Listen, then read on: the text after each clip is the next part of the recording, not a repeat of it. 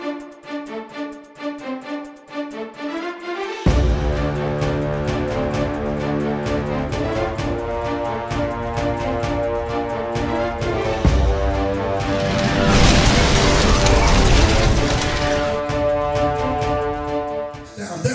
elevation without movement. I want to suggest to many of you that what God wants to do in your life next is going to take you taking a risk. Hear me again. Rewind. What is God is about to do in your life next is going to have to take, you are going to have to take some risk. I heard the Bible clearly say, now faith is the substance of things hoped for and the evidence of things not seen.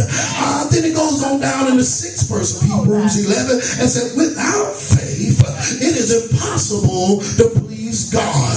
And I want you to understand that faith is simply risk-taking.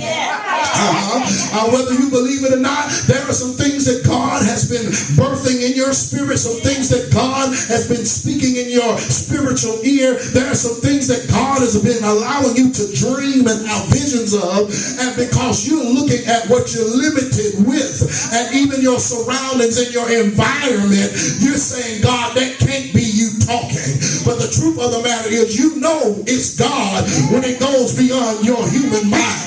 You know it's God when God tells you to do something that your bank account don't match.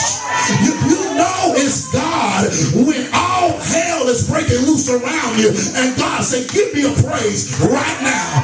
Yes, children acting crazy. Money is funny. You're almost about to go cuckoo for Cocoa Puff, but God will always tell you to go above your circumstances. So I want to suggest to you tonight that your next move is going to be a risk. In other words, it's not going to be comfortable. Matter of fact, if you don't mind talking to your neighbor, I know you're talking to your neighbor a little early tonight, but just look at the neighbor and say, neighbor, you're coming out of your comfort zone.